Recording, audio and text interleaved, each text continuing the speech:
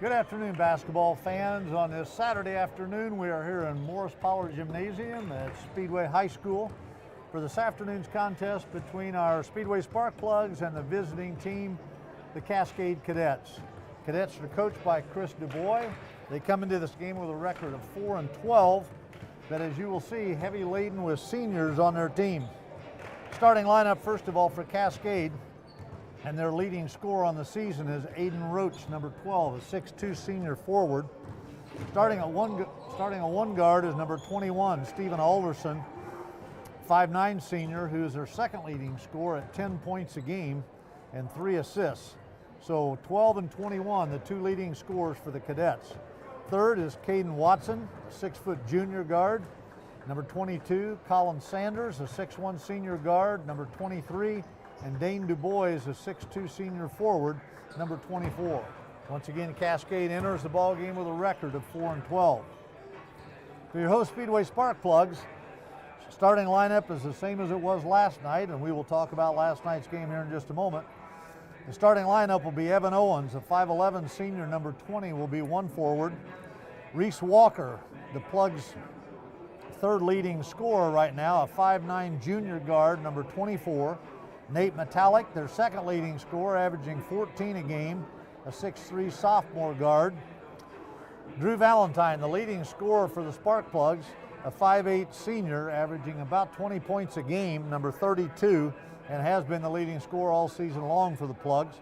And rounding out the starting lineup, started his first game last night, number 50, Cale Bennett, a 5'10" sophomore, who in last night's game at Bethesda Christian had 13 points, was the third leading scorer.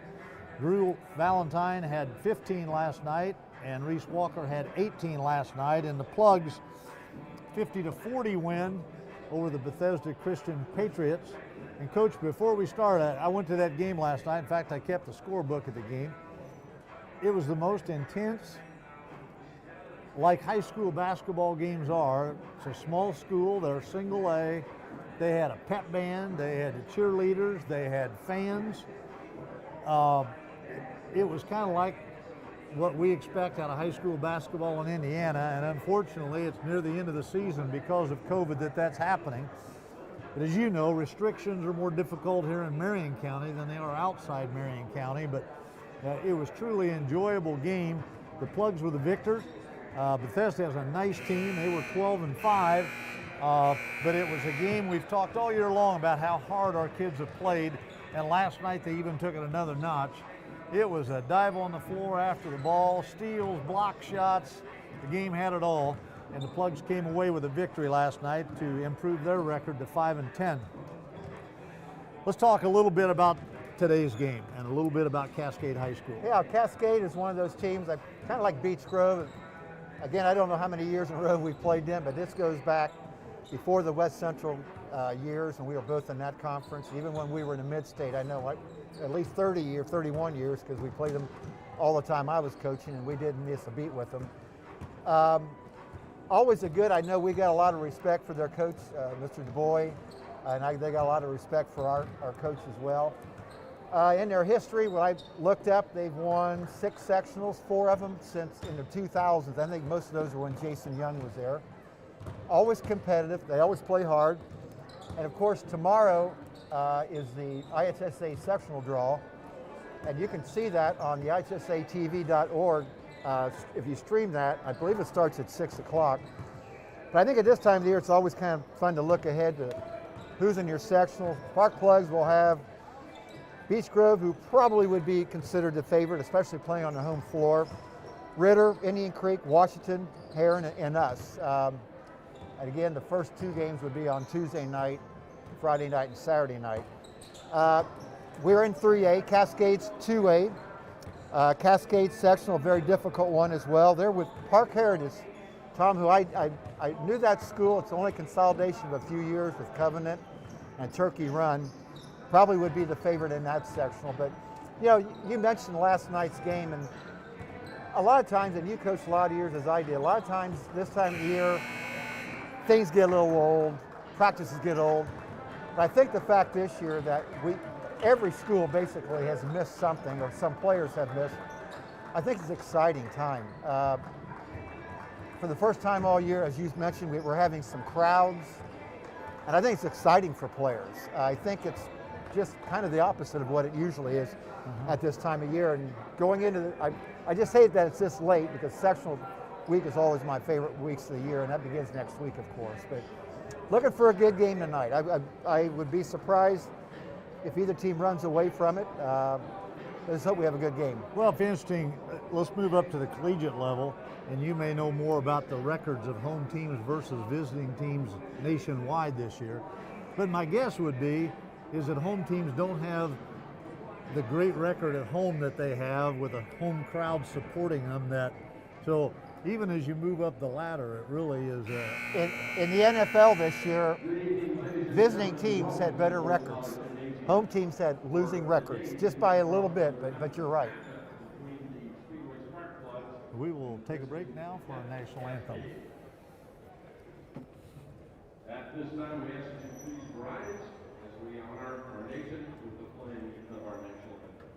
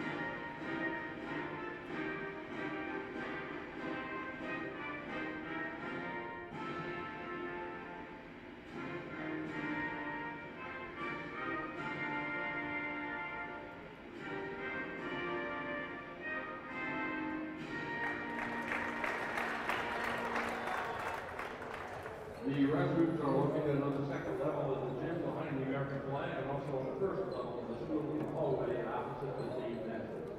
Concession stand is open and located on the second level of the south wing of the gymnasium opposite the American flag.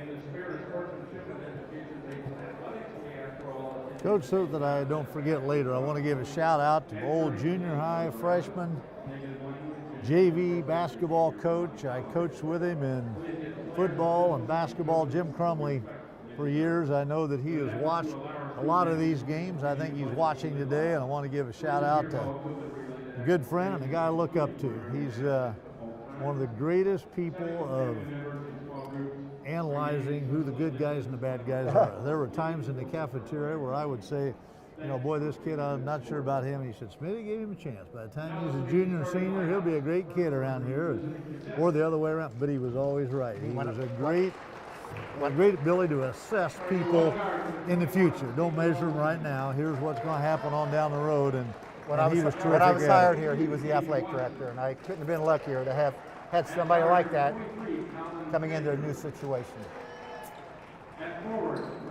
And a great sense of humor also.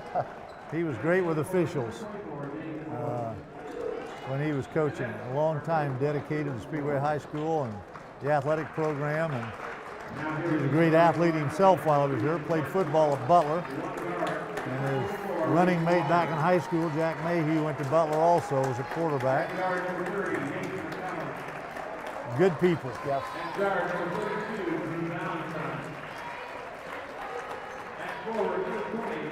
The Cadets are without 3 players tonight, one due for discipline reasons, 2 others, one just coming back from COVID that hasn't cleared yet, and another who was injured. The Sparkplugs are without 1 player, I believe, tonight, Jackson Smith, who broke a hand last week in a game against Lutheran. Tom, we didn't have a chance to talk to Coach Bennett before the game tonight as we usually do, but I was sitting at home last Saturday evening watching the Whiteland game on TV, or online, and we were down 22 points and went out and fixed the pizza. I came back and we were down 7, and our kids We talk all the time about how our kids battle, but boy, they battled that night and actually got within 6 with a chance to cut it to 3. And yep, and ended up losing 63-57. I was there, and I couldn't agree more. We just kept fighting and fighting and fighting and didn't give up. Valentine with the ball now for the Plugs.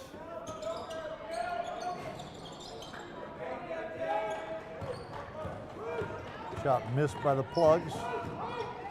Plugs in man-to-man defense.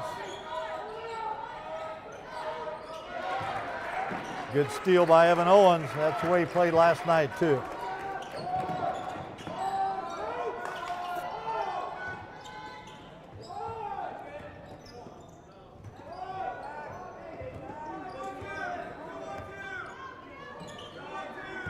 Mentioning Evan Owens, I talked to him this morning, Coach. We had a phone-a-thon here for scholarships for Speedway, and I talked to Evan about how hard he played last night. But scholarship effort today, for those of you who live here in Speedway, we raised a record this first day of right around $30,000 in one day for scholarships for this year's seniors.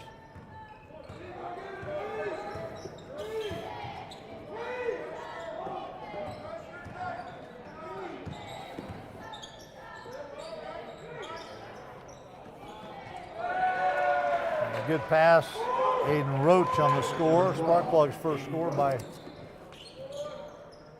Reese Walker. 2-2, minute and a half gone in this first quarter. I mentioned earlier Reese Walker, the leading scorer in last night's game with 18, Drew Valentine with 15, and Cale Bennett with 13 for the Plugs last night. But going back to Evan Owens, he had several steals in the game, dove on the floor after the ball. Just a great effort, as were the other ones that were playing as well, but it was just one of those games where it seemed we took our hard play up a notch. Drew Valentine on the shot, no good. Evan Owens scrambles around, comes up with a rebound.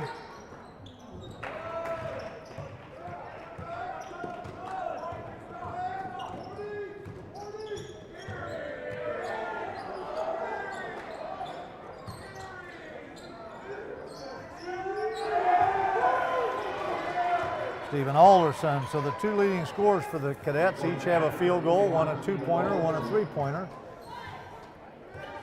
Well, you were talking about Evan Owens. I don't think we've talked about it this year, but when you play, there's 10 people on the floor, and any time, if every player would handle the ball the exact amount of time, everybody would have the ball 10% of the time, which doesn't happen. Most likely, you're handling the ball less than 2 or 3% of the time on the floor. What are you doing all the other time to make yourself better, to make the team better? When you get players that figure that out, as you talk about Evan, you got something. And you get your whole team figuring that out, you really got something. And that's the goal of every coach, is it's not about the ball all the time. It's about what are you doing and that's on what I both ends talked of to the him. floor. He knew what he can contribute to the team, and he's willing to do that, and some kids aren't, and that's why they're sitting on the bench somewhere. Yeah.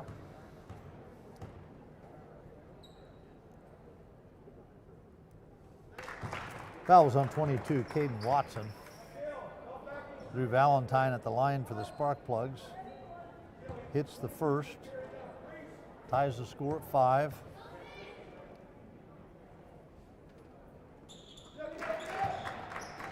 Swishes the second for a 6-5 Plug lead. Plugs with some pressure, man-to-man.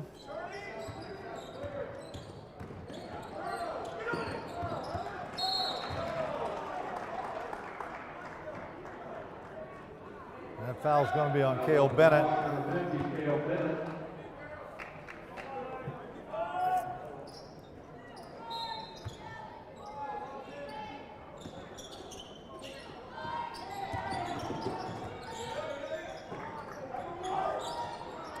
Nice box out.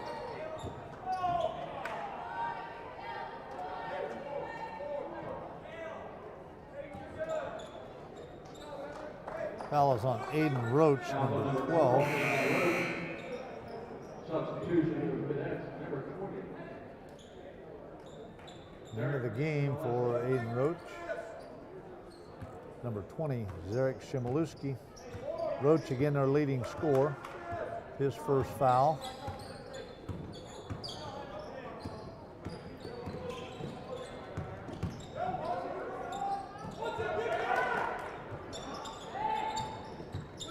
Nice pass from Cale Bennett into Reese Walker for his third field goal and 6 points.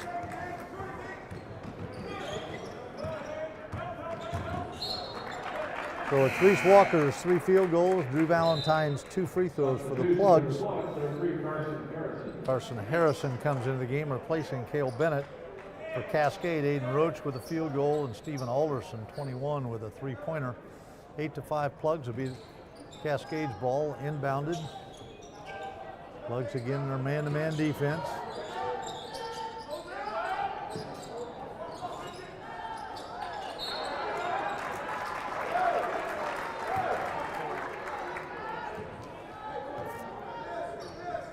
Cascade comes down with a rebound, but stepped out of bounds. Plug ball. Carson Harrison misses. Nate Metallic with a save, and it'll be spark plug ball. Good hustle by Nate Metallic.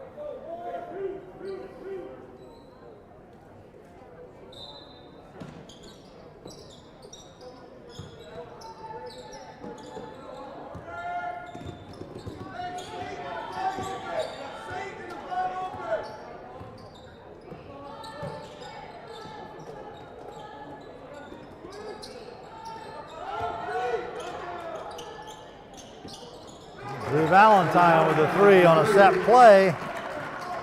Double screen for Drew Valentine. Plugs lead 11-5.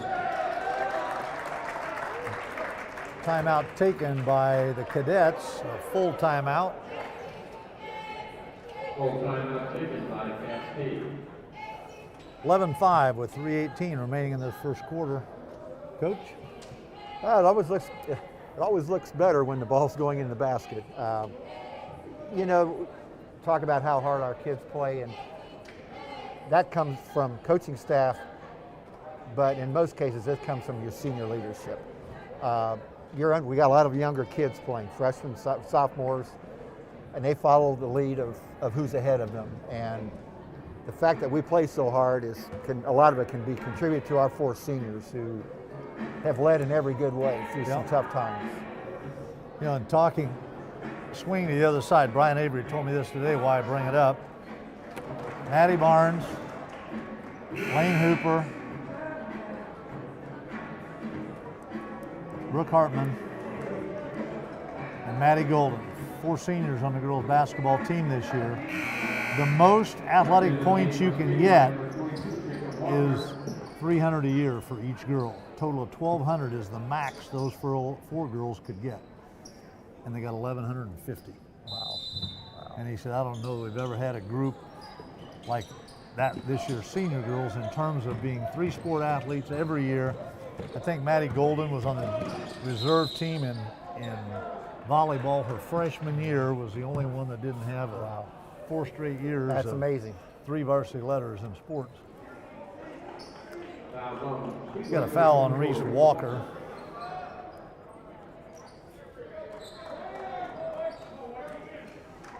Cadets will inbound it.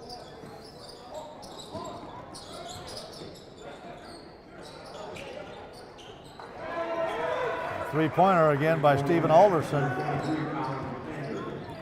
I've seen more points scored this year on out-of-bounds plays underneath in a long time. I think for a while there was kind of a trend toward let's just get the ball in bounds, but now teams are looking to score a lot more than what they ever did.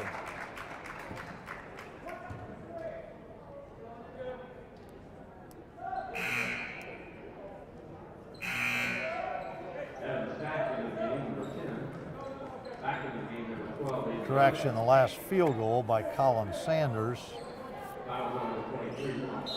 11-8, Sparkplugs. Inbounded to Jacob Wachter, who's into the game.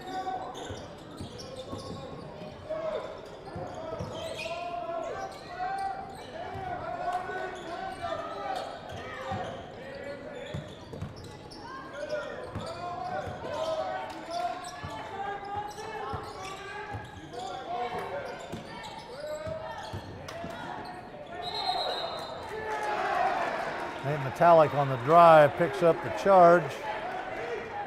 That'll be his first foul. Foul on Speedway, number 13, Pollard.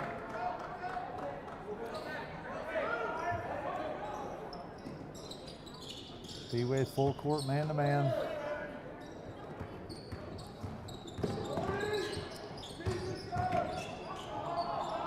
Alderson on the jump shot, no good. Reese Walker pulls down the rebound.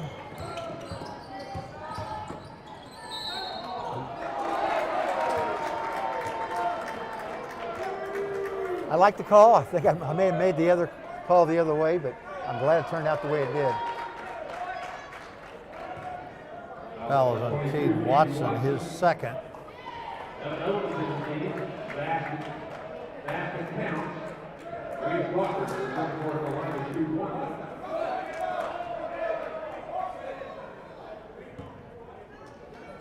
don't think the Cascade fans like that call No. very well, Coach. But Well, again, many times that's got to be the toughest call. And the Speedway fans probably wish the call before had gone the other way. So yeah, I really think at some point the collegiate rule, I believe, with a little arc inside, could make that call a little bit easier at all levels. And I don't think that's something I would not be against. Foul's on number 20, Zarek Shimilewski. With the foul will be Plug basketball, leading 14-8. Inbounds to Jacob Walker, Harrison, Owens, back to Walker. Drew Valentine, all five guys have touched the ball this possession. Drew Valentine all the way. Not sure how he got through there, but That's his 7th point in the game.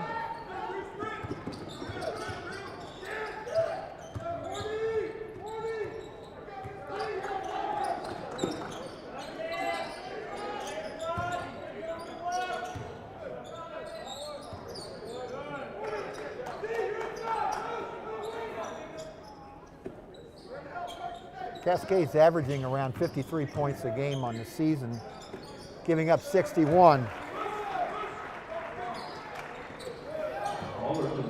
Alderson for 2, his 5th point. Nice pass to Evan Owens for the layup.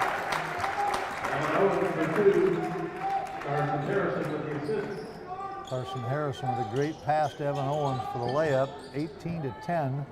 Plugs, 1 minute left in this first quarter. You know, we were talking about practice the other day, and I got a thing from Coach Bennett the other day, their practice schedule for the week and games and so on. And their practices are about an hour and a half, an hour and 35 minutes, something like that, which is a good way as you wind down the season.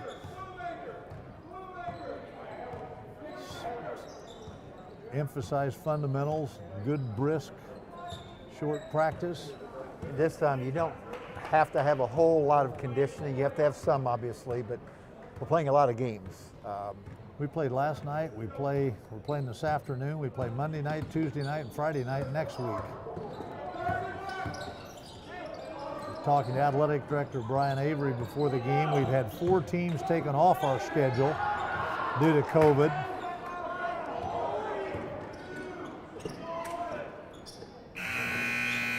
We had 4 games taken off our schedule by teams with COVID. One of them coming up, Webo Tuesday night, Western Boone. But we've had 4 added. Martinsville, Crawfordsville, Edinburgh. I can't remember the 4th one right now that we have gained. And in case we do have people that are at home and come to games, you should be reminded that Tuesday night, well, it isn't, it's not a home game anyway. So you're right, Tuesday night, instead of playing Western Boone on the road, we're playing at Edinburgh on the road, Edinburgh Lancers. And of course, a week from last night will be the final regular season game. Triton Central, and it will be senior night, where we honor these 4 seniors that we've been talking about. And on senior night, kind of a neat thing for Coach Bennett and Speedway, what they've done, you could buy a cardboard poster of whoever you want to be for $25 to pack the stands. But all the proceeds are going to a food pantry here in town. And so it's a win-win for a lot of people.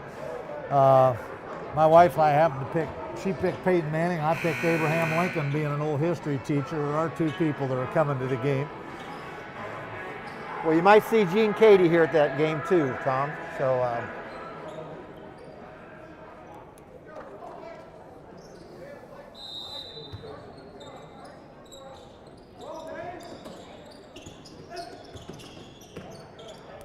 Cale Bennett back in the lineup for the Sparkplugs. Nathan Metallic back in the lineup for the Sparkplugs.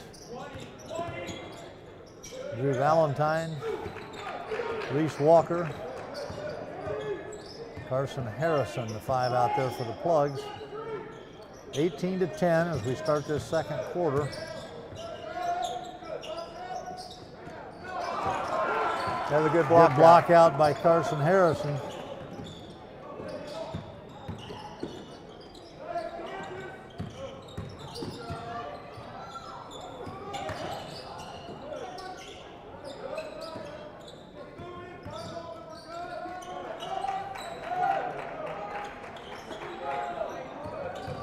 Might have had a little travel there we got away with.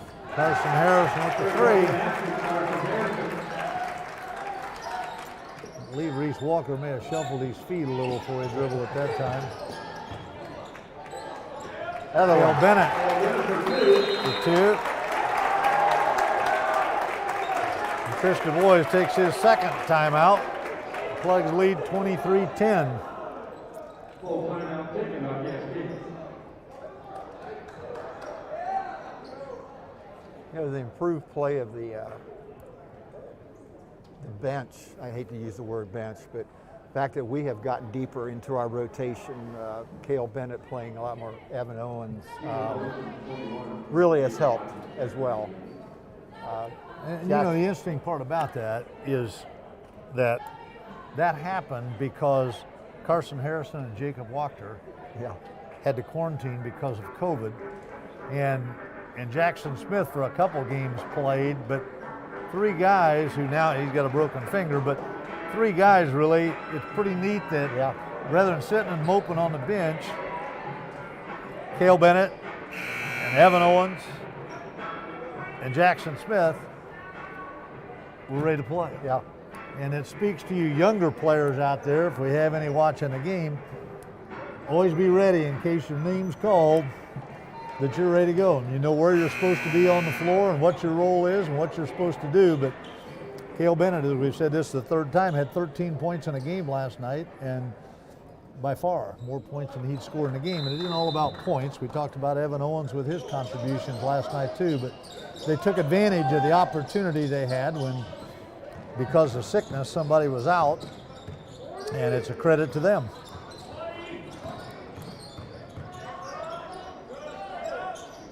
Good shot. Looked like Coach Du Bois told Stephen Alderson, you take it. We need a field goal.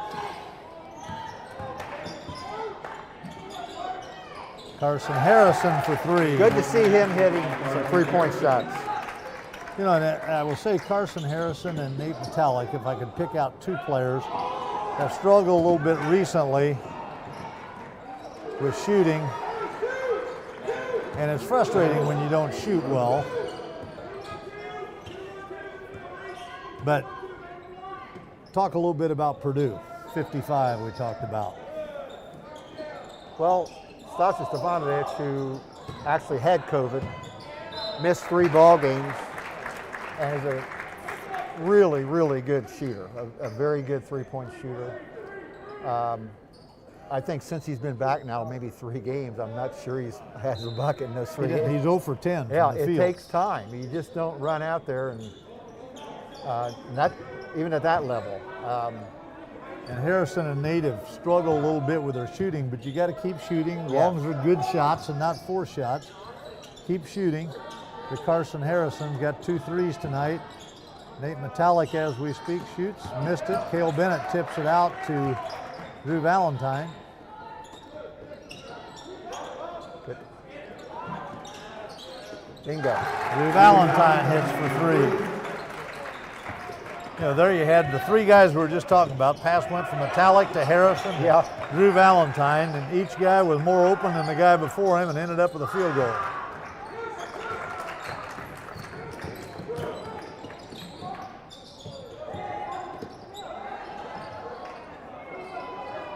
He's on fire. Carson Harrison was his third three this quarter. 32-14 all of a sudden. And it is true, you have to keep shooting, obviously, once you have doubt. But at the same time, when you're going through those streaks, you do other things. Absolutely. I'm going to get rebound. I'm going to draw a charge. I'm going to deny my man more than I usually do. And then let the offense come to you through that. Once you get your mind off of that, it just becomes a little bit easier.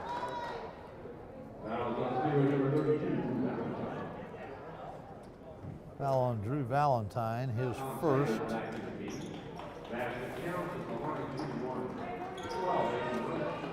Aiden Roach with the field goal and the chance for the old-fashioned three-point play. It's 32-16. Roach hits the free throw.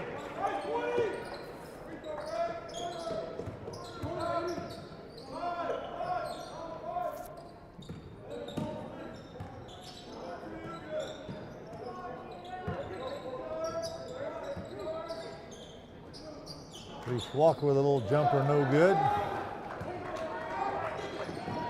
Good hustle by Nate Metallic. Just what we were talking about a minute ago.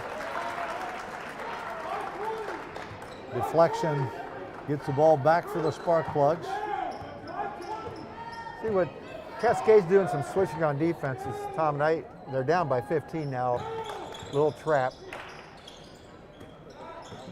I was a little surprised that they didn't get away from them. I thought they would get away from the man-to-man a little bit sooner than what they did. If nothing more than just to disrupt the rhythm.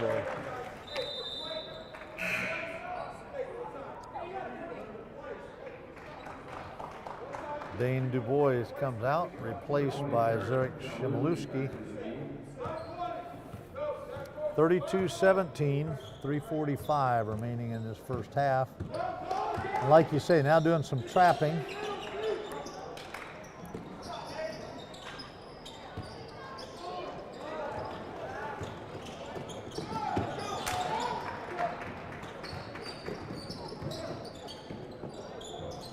Cale Bennett misses, shortest guy on the floor gets a rebound and puts it back. His 12th point in the game. Got a player all the way down the floor. Somebody doesn't have their man.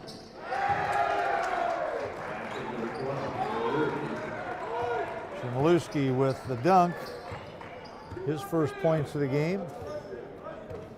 Coach, I'm the same height he is. I was 6'3" in high school. I could barely touch the net, let alone dunk it.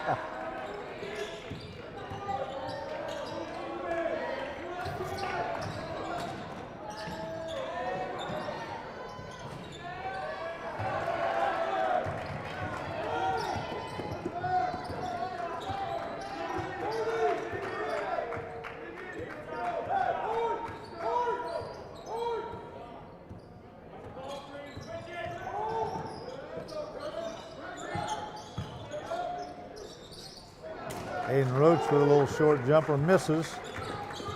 Plugs bring her down the field, down the floor, I mean. Cale Bennett with a jumper. His second field goal and his 4th point of the game.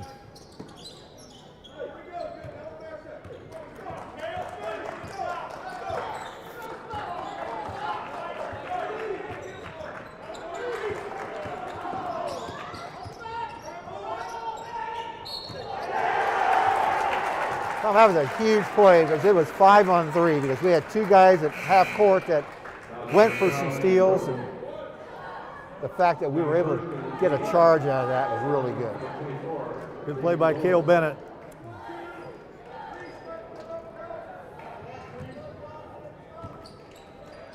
The foul on Aiden Roach, his second.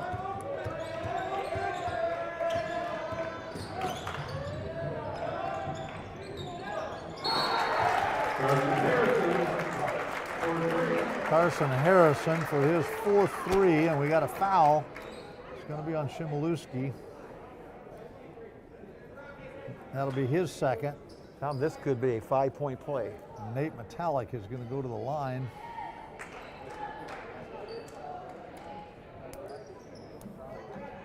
A lot of teams So the keep basket was good, and they'll have a one-on-one free throw. a lot of teams keep a statistic called points per possession, and anything from 1.2 to 5 is considered really good. This could be a 5-point possession right here. Nate Metallic go to the line for a one-on-one.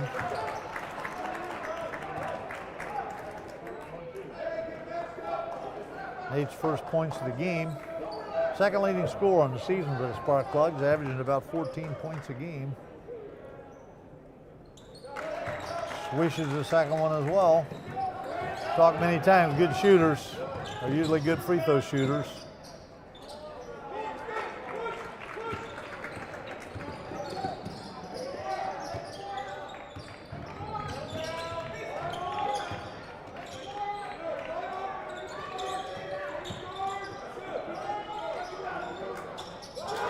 Drew Valentine.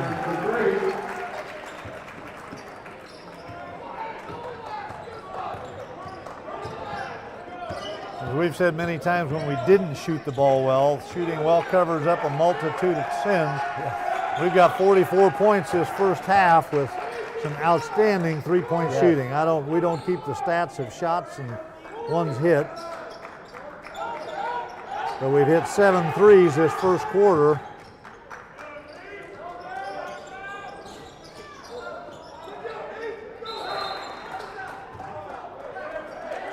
The Cascade ball out of bounds. Good hustle on the part of the Sparkplugs that time, and on the Cascade Cadets as well.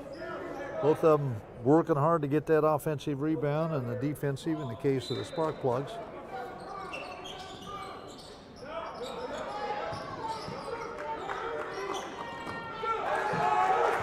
Carson Harrison gets his hands on the ball for a steal. Drives all the way to the basket and misses.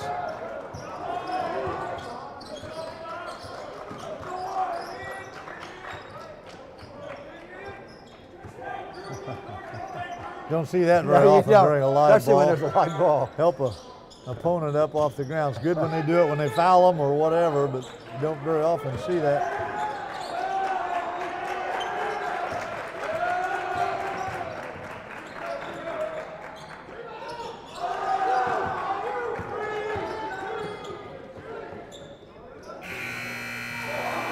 I thought if that banked in, that'd be a fitting end to the first quarter.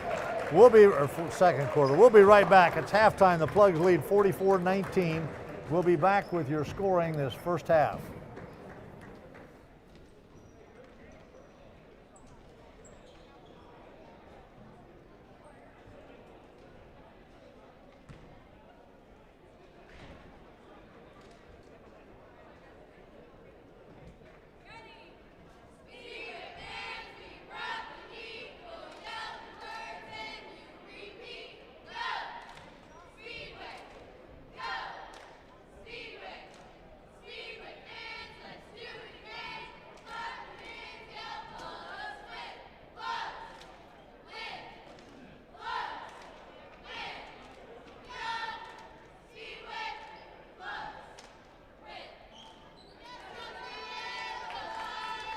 Speedway fans, next Saturday, the 27th, from 10 a.m. to 2 p.m., Speedway students will begin to be making phone calls in the 2000.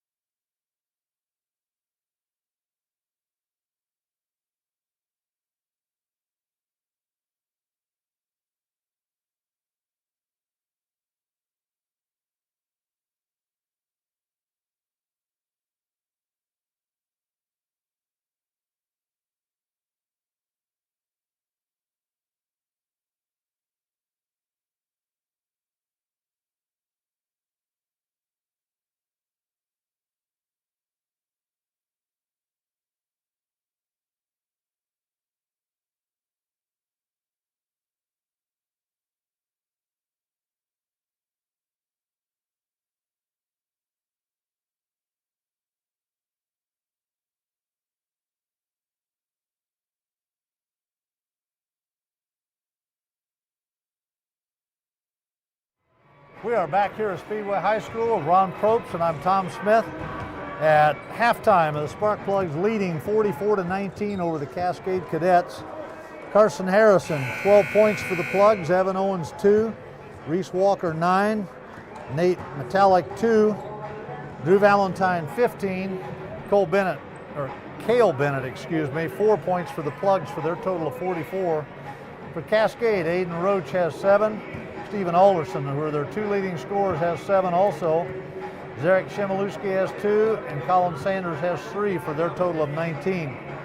Coach Cascade struggled the first half, and they faced what we faced a lot this year, and that's poor shooting. We've talked about it, but there isn't any other way to put it. That Speedway shot so much better this half, particularly from three-point range. They had 7 threes, but I wish I had $1 for every time we said it. It covers a multitude of things you're not doing well when you shoot the ball well. And Plugs certainly were A, unselfish, and B, were on target with passes, and C, on target with shooting the ball.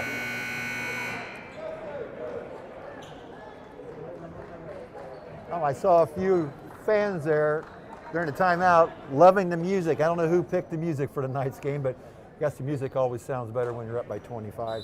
Yes. You know, when you're at halftime, you always want to look for, or even after a game, you always want to look for things that you want to be picky about things. And I don't really know what you could be too picky about in the first half.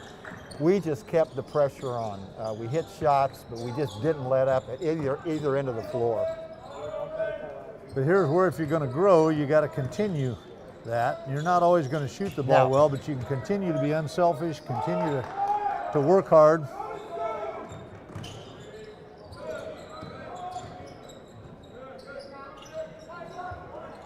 Nate Metallic for 3.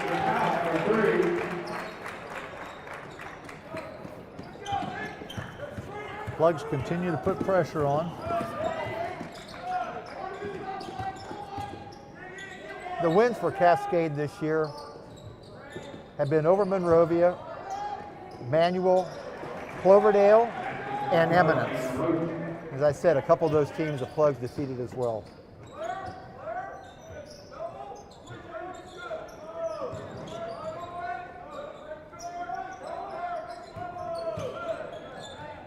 Nice cut by Nate Metallic. Nice pass by Drew Valentine. Same way with Reese Walker. And Walker is going to be called for an offensive foul. On the plug, number 24, Reese Walker.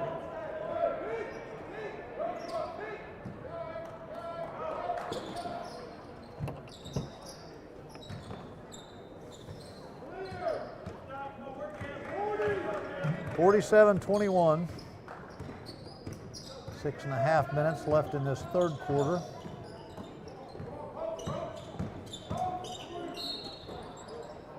We're going to have a foul on Evan Owens.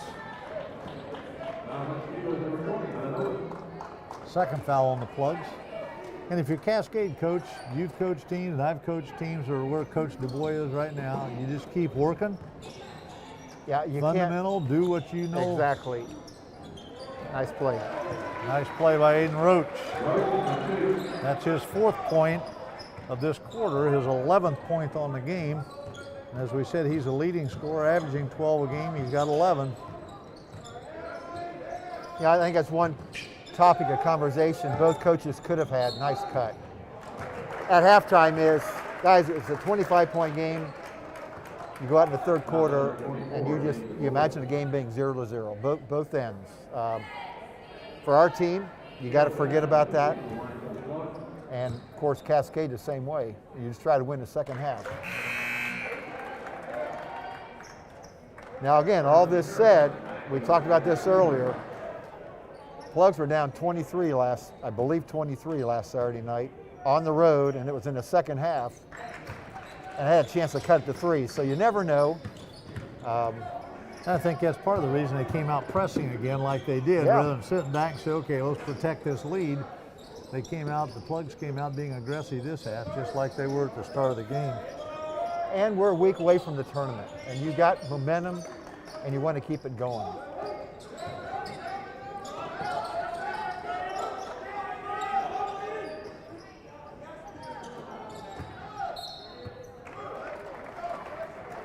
Good help side defense there on the part of the Sparkplugs. Tried to lob over the top. Ball goes out of bounds off the Plugs. It'll be Cadets' ball underneath the basket. It's again 49-23.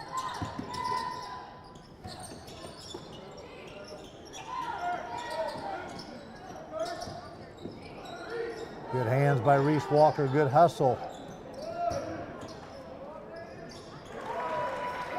The Cadets come up with a pass from Alderson to Aiden Roach for another field goal, his 13th point on the night, or on the afternoon, I should say. A rare afternoon game on Saturday.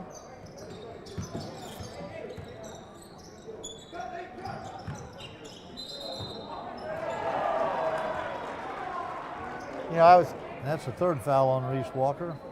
I think they just got their feet tangled up, or at least it looked like it. But you had to call something, I guess.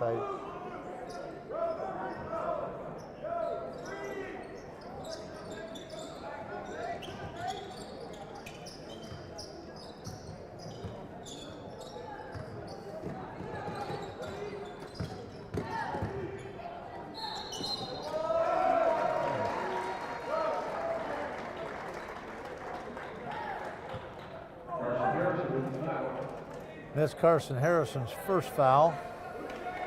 Carson, the last several games, have trouble being in foul trouble. Basket counts by Stephen Alderson. So the two leading scorers for the Cadets are coming through for them. That's his 10th point. He averages 10 a game. Aiden Roach with 13, averaging 12 a game. The supporting cast hasn't helped. Nice move.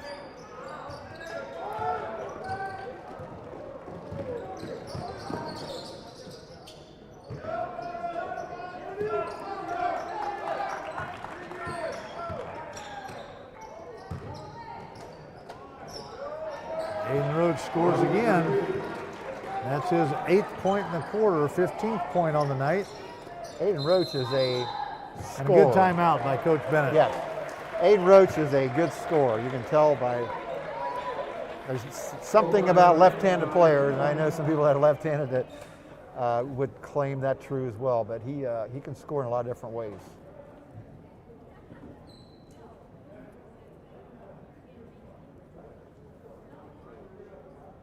Speedway in this quarter, I believe, been outscored 11-5, so I agree. Good timeout, Coach Bennett.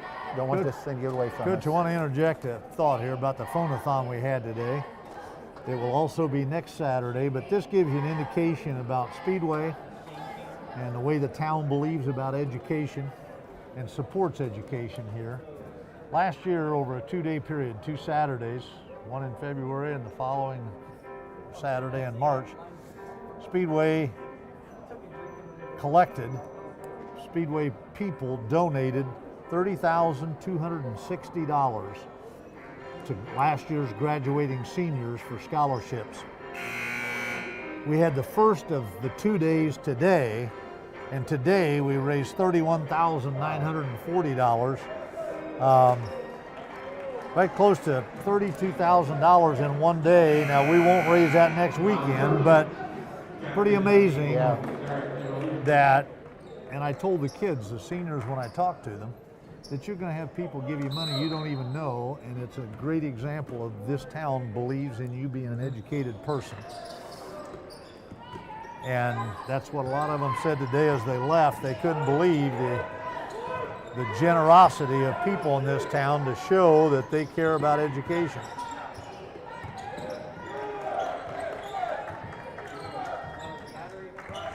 And with the cost of college the way it is anyway, that's a welcome sight to not only the students but the parents as well.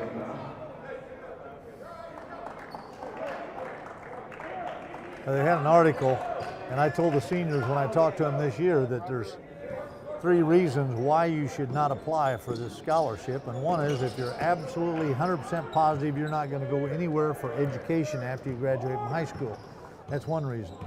Second reason, if your parents have so much money they've got it falling out of their pockets and they don't need you to go make $1,000 in a scholarship. And I don't think there's very many people in town that fit into that category. And the third reason you won't or shouldn't is you're too lazy to do it. And that's the only reason that I could think of why you wouldn't apply, and yet we had about half the class apply. Though we've had a bunch of them here today making phone calls to raise money, and it's just a great program and a great tribute to this town and their support of education. Yep. Drew Valentine's third foul. Sparkplugs with 6 fouls this quarter, Cascade with 1.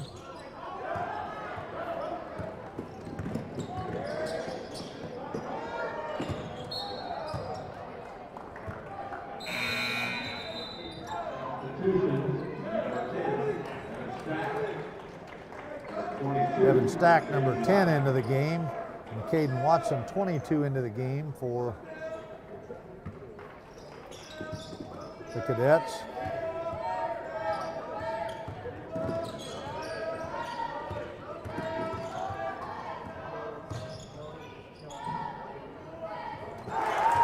Carson Harrison with his 5th three.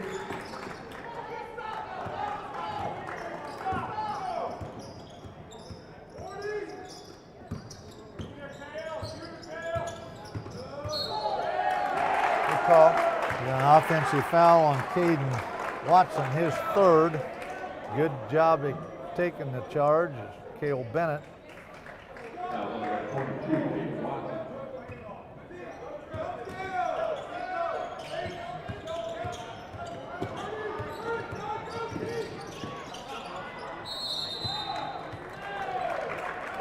That's going to be a foul on 20, I believe.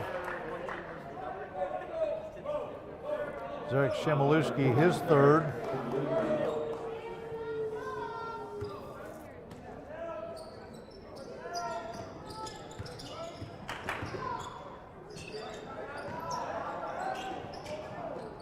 Evan Owens with a 3-pointer misses.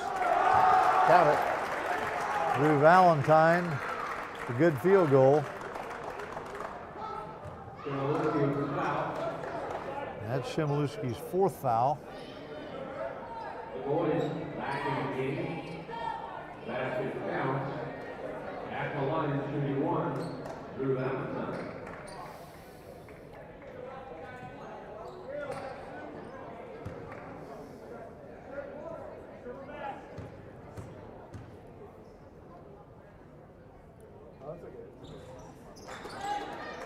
Drew Valentine misses the attempt at the 3-point play. Cascade throws it out of bounds. It'll be Sparkplug ball. So Carson Harrison with a 3 this quarter, Nate Metallic with a 3 this quarter, Drew Valentine with a field goal. Cale Bennett with 2 made free throws. It's 54-30. Some pressure now full court by Cascade.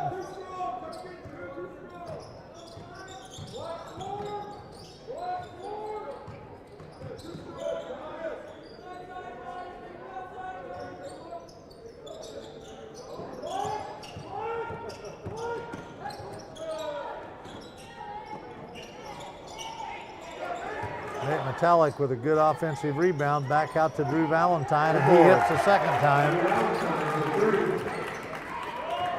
Valentine with the 3, but Nate Metallic with an offensive rebound to give the ball back to the Plugs.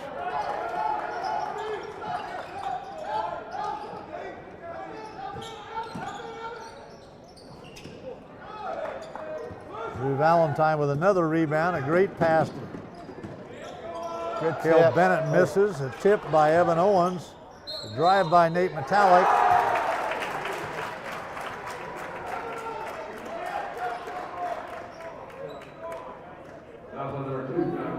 Fouls on John Hurt, number 2, his 1st. Metallic with the field goal and the opportunity for the old-fashioned 3-pointer. And he makes it.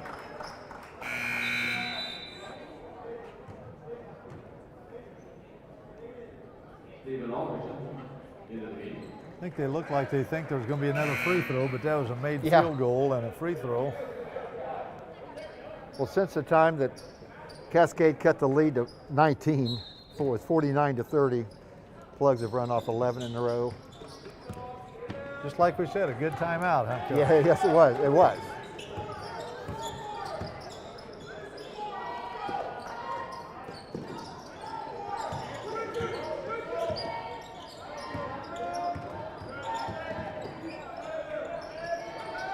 Although some of the shot misses.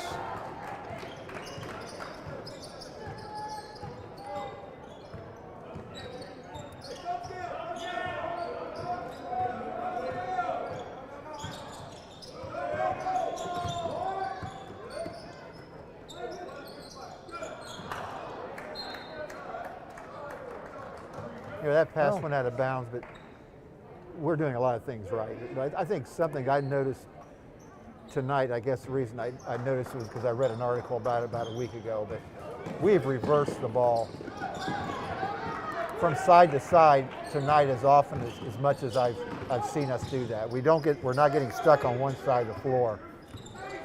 Coach, we'll wait here till the quarter. I'll tell you about an article I read about University of Minnesota. They did obviously keep statistics, but the stats he kept was the percentages of shots were made based on how many times the ball reversed, how many passes were made, and how many times the ball reversed floor. And the percent went way up once you got the defense to move and didn't get stuck on one side. And that happens frequently where you get stuck on one side and they don't have to move. Right, exactly. It's easy to play defense. Yeah.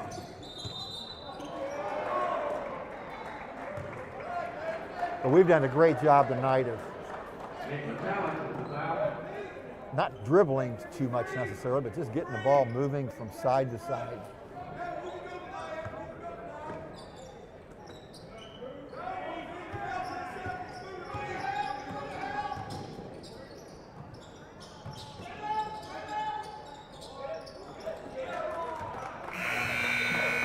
And that ends the quarter.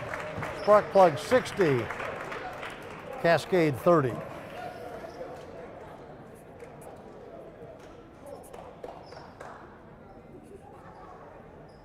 Well, what initially looked, especially for the first half of that quarter, like Cascade was making a move, and they were. I think Speedway still outscored them in that quarter. Looks like 16-11, perhaps.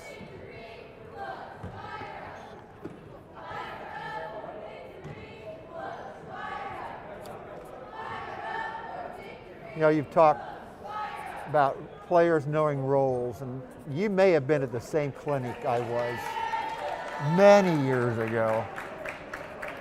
Joe Dean, who was a coach at LSU for a while and AD and did some commentating on TV, but Joe Dean had a son who wasn't a great player, but he wanted to go to Kentucky. And I can't remember the exact story, but he wasn't going to get to play a lot, but he still wanted to go. And he asked his dad what he thought. And it was a very inspirational speech. I won't be able to duplicate that, but basically the line was, if you're going to go to Kentucky and play, be on that team, you want to be the best fourth guard in the country. And he told it with a lot more motivation, but it was a great talk about knowing your role. If that's what you want to do, then you want to be the best fourth guard in the country. And Tell me this, Joe Dean, wasn't he the announcer at Notre Dame games? he did a lot of Southeastern Conference That used games to too. say, Yes. tickle the twine. Yes, yes. When you'd hit a shot that String swished. music. String Yeah. music. But it was one of the best speeches I've ever heard about. And that was his son. It wasn't somebody else. That Best was fourth guard. Yeah. That was somebody that was not going to get to play a lot.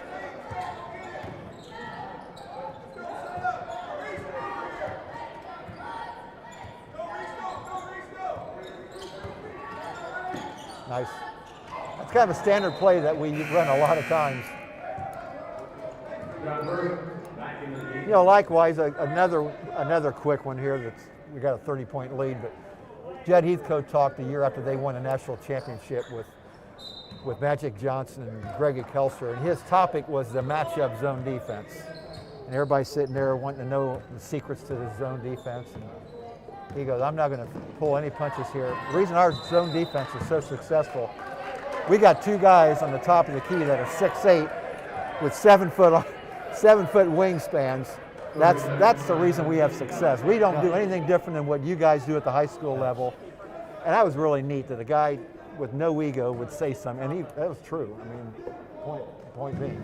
Matchup zone. When I played basketball here in the mid-'60s, Coach Morris Pollard, he was known far corners of this state, Absolutely, certainly, for his knowledge and teaching a matchup zone. They had a lot of man-to-man principles.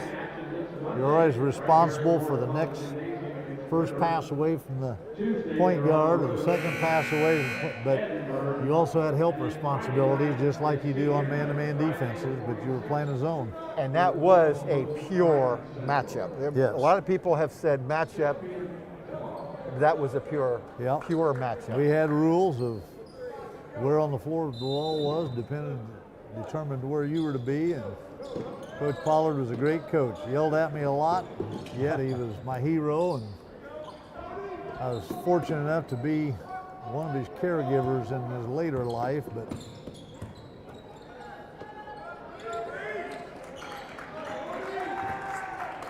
part of that reason for parents out there was I never heard my parents say a bad thing about all the yelling he did with me, and so I didn't get much sympathy at home, and so I learned to accept it and grow from it.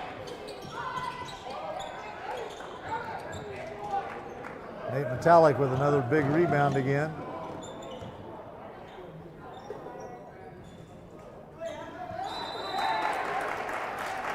Tom, to your point about that, and I was talking to you and someone else before the game, if you ever watch Big Ten Journey, they did a Big Ten Journey on Aaron Banks. Ben Davis, who plays for Michigan State, and when he was a freshman, it was all over, got pulled out of a game, and Coach Izzo was all over him, grabbing him, and a lot of people did not like that. And on this Big Ten Journey, they just came out with this last week, I believe, but they talked to his dad and his uncle, and both of them said the coach did exactly what he should have been doing. We respect him, and that's why he's been the player he is today, because they listened to the coach. I remember years ago, this was in the 70s, Jim Crumley and I were coaching football, and there was 2 twin brothers, Jay and John Smith, and they were great kids and really good football players to boot, in addition to being great kids.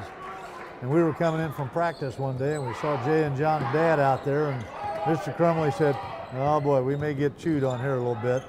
We walked up, and his dad said, "Coaches, how we doing?" We said, "All right." He said, "I'll feed him and you exercise him." And that was it.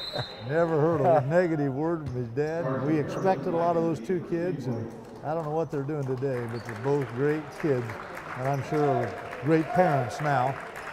And those are the things that, as coaches, you remember. And I didn't have a son playing, but it can't be easy. No. Sometimes for that. But I tell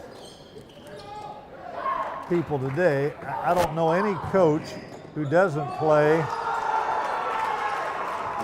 who he thinks at the time are the players that give him the best, if it happens to not be your son, and then he doesn't like your son. Yeah. He's playing the people who at that time. Does it always work out that way? No. But that's some of the lessons you can learn in athletics. Yeah. It's not always going to be the way you want it to be.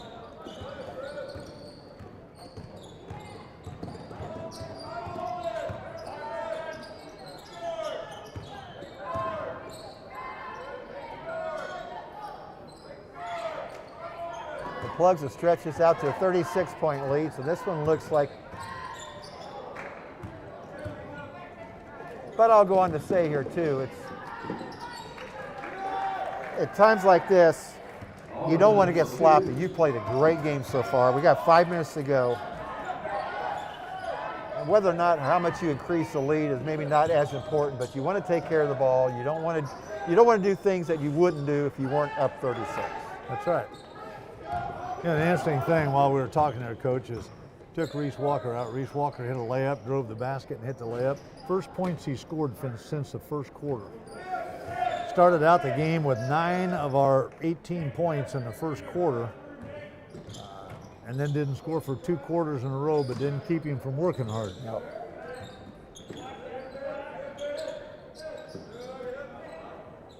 Good ball movement right there. Real good movement. Didn't hit the shot, but a great job. Great job. Nate Metallic looked at it, gave it up for a wide open shot by Drew Valentine. Nate now on the drive. Side steps. Nice and job. Field goal. Good job of averting That's Metallic's 10th point. the charge.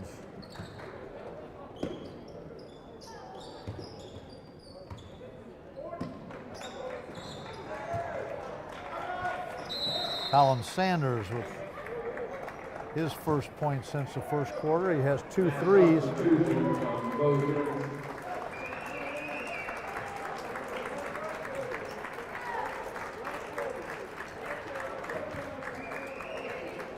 Well, we talked about earlier, we got 3 games next week. Monday night, Cardinal Ritter here. Tuesday night, we are at Edinburgh, and that's one of the add-in games against a pretty good Edinburgh team. I They're think 16-5. 16-5. The Edinburgh Lancers. And we end up a week from last night, Friday night, which will be senior night, and the conference game against Triton Central. And possibility that we could be playing the following Tuesday. We'll know tomorrow night. Again, that's on the IHSA website, starting at 6 o'clock. Well, I got to give Coach Bennett credit because a lot of guys are shying away from games, and he and Brian Avery, the athletic director, have worked so hard to find games for kids to play. Into the lineup for the Sparkplugs is Eli Givens with the ball, 34. Landon Short, who had 23 last night in the JV game at Bethesda Christian, been shooting the ball really well. Creighton Bennett, 52. Evan Smith, 31. And Carter Watson, 44 for the Sparkplugs. And in the words of Al McGuire, a lot of people probably don't remember, but a lot of our pickup games have not been against the Little Sisters of the Poor. No. We picked up a very good Crawfordsville team, having an outstanding season. We picked up a 4A school in Martinsville. We picked up an Edinburgh team that's won 16 games. And you're right. We've made this season, games to go yet, as, I'm going to say normal, but as positive as we could.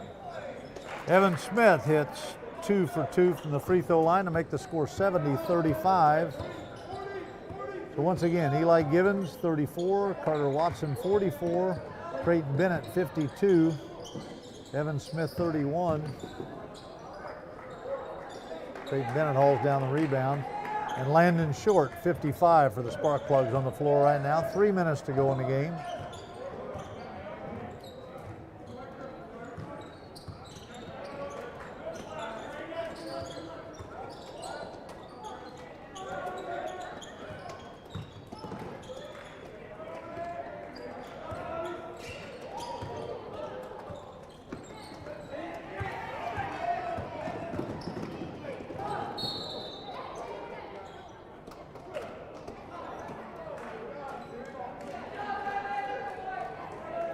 Good attempt at taking the charge, Evan Smith. I think he may have fell back a little bit early on that.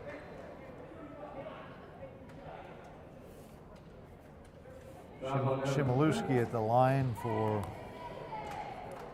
Cascade. He hits the first. His 3rd point in the game. And the game for Cascade is 34. Devin Weigel.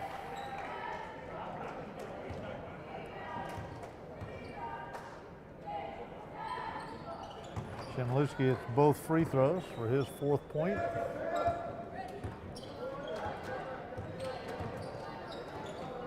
.230 remaining in the game, 70-37.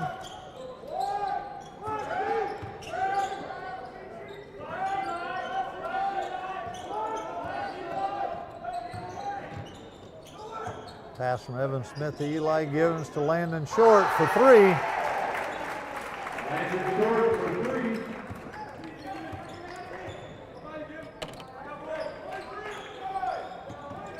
You know, if you've watched a lot of college games this year, and I think it's trickled down to the high school, the fact that there have not been very many people in the stands. Teams have tried to create their own energy, their own excitement. You'll see it in college especially, where they sit in the corners and they're up and standing the whole game. And I think it's kind of carried down into the high school as well. It's fun to watch. I like seeing people on the bench being enthusiastic. And Chmielewski at the line again. Hits the first. The foul is on Creighton Bennett, his first. Chmielewski now with 4 straight free throws. 73-39, 2:01 left in the game. John Hurst back in the game for the Cadets. Carter Watson will bring the ball up the floor for the Plugs.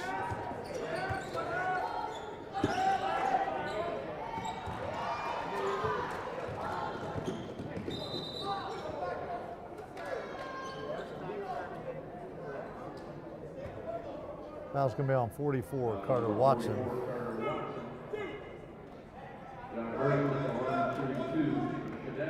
We're in the double bonus, so John Hurst will have 2 free throws for the Cadets.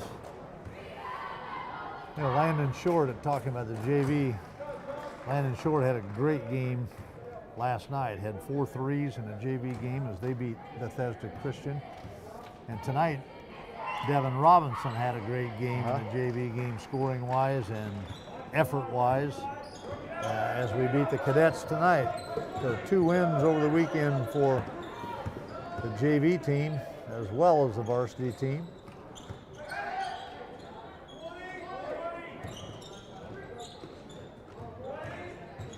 Eli Owens, 42 into the game for the Sparkplugs, so everyone dressed has been in the game. And we'll go over the final scoring at the end, but quite a few different players have scored.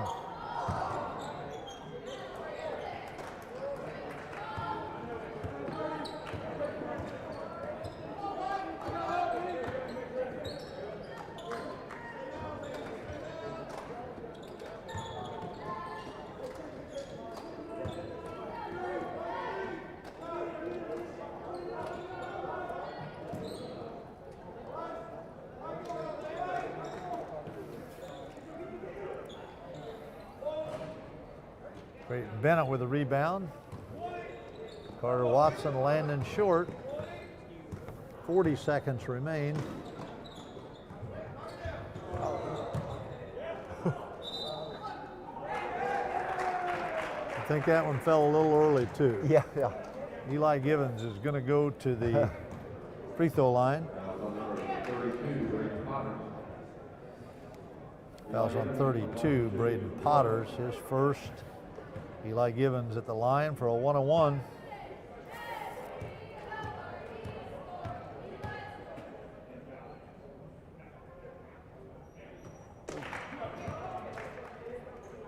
Guess he called that 2 in the act of shooting. So he'll have a second one.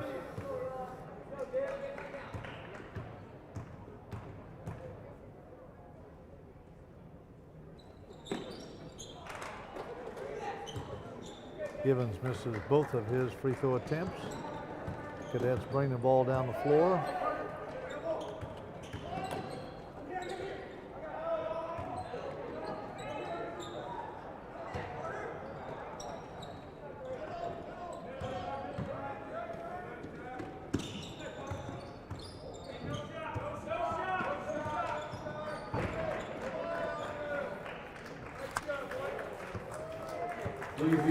And that's going to complete the game. The final score, Speedway 73, Cascade 41. We'll be right back with your scoring and an interview with Coach Charles Bennett.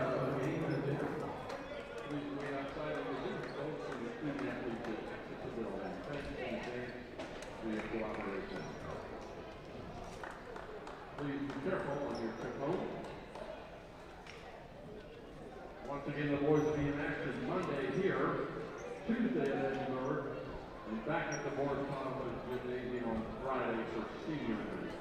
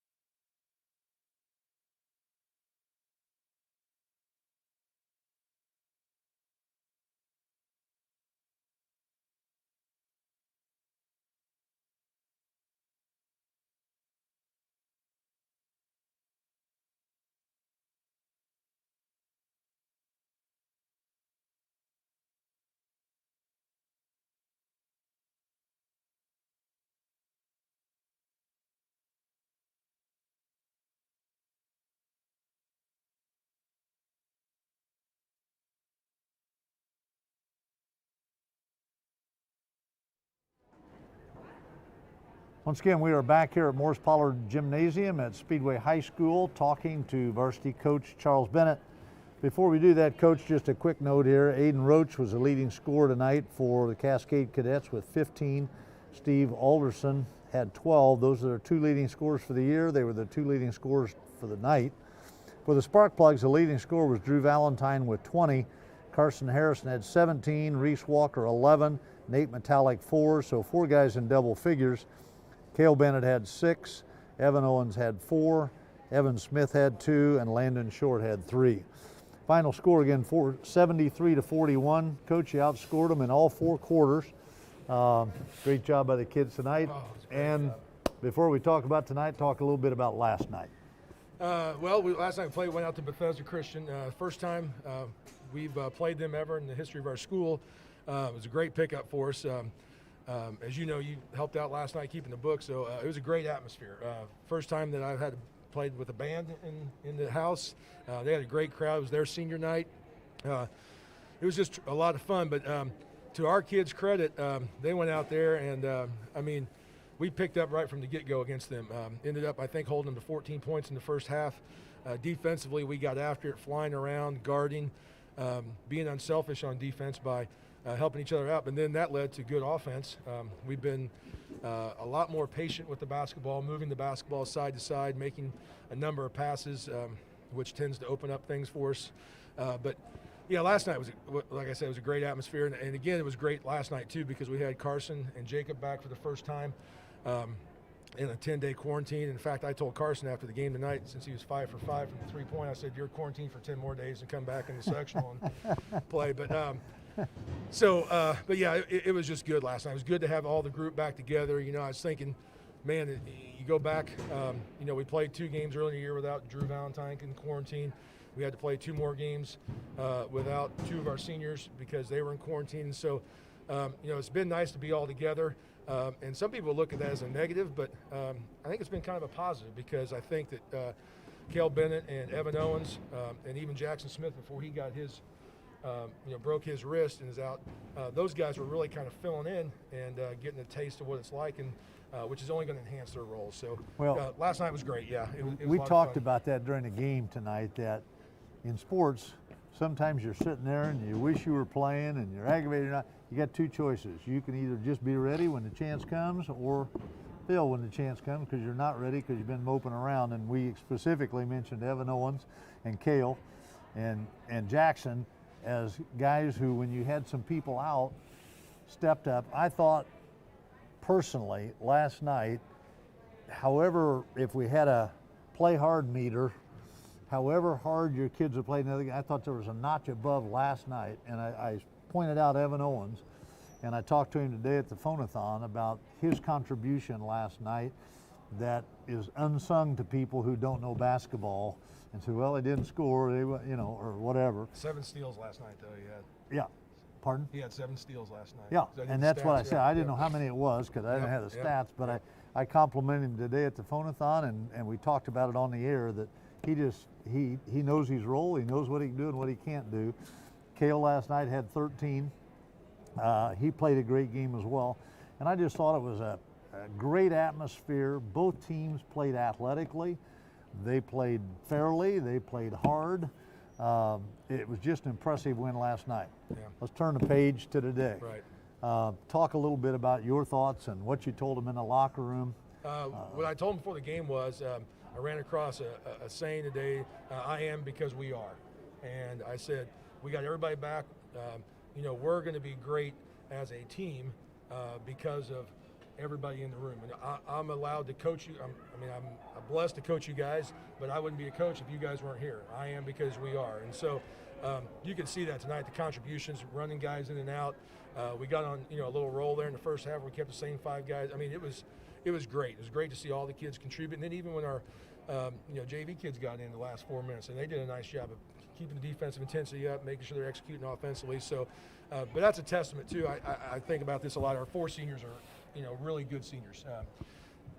People have seen the interviews and all that. But for the first time in my coaching career, I was able to nominate all 4 of them for academic All-State because they all had GPA requirements. They all met the SAT requirements. They're all in the top quarter of their class. It's just a testament to them and their leadership and playing hard.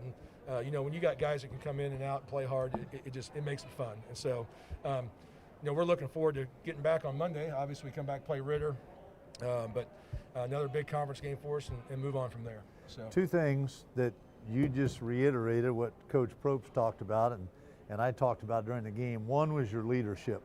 And he said this doesn't happen without senior leadership. We pointed that out during the game. The stick-to-itiveness, the working hard, the trials and tribulations of what athletics brings and the hills and the valleys and so on. It's leadership that gets you through those things because the valleys are deeper than the mountains are high.